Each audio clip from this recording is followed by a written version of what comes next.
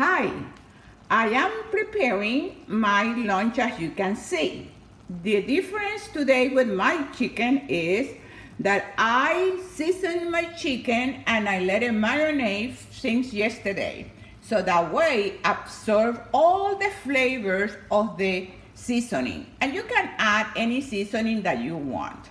So here I'm cooking part of the portions, and of course the ingredients I always use onions, garlic, and your favorite seasoning.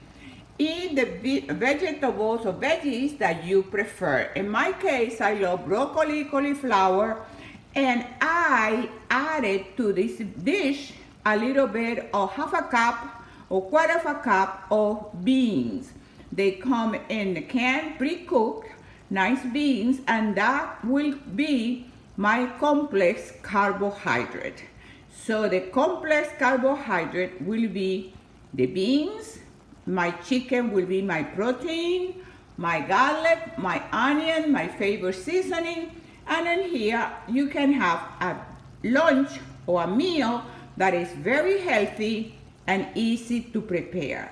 And with that, I say pow, you say wow. Before and after. Pow!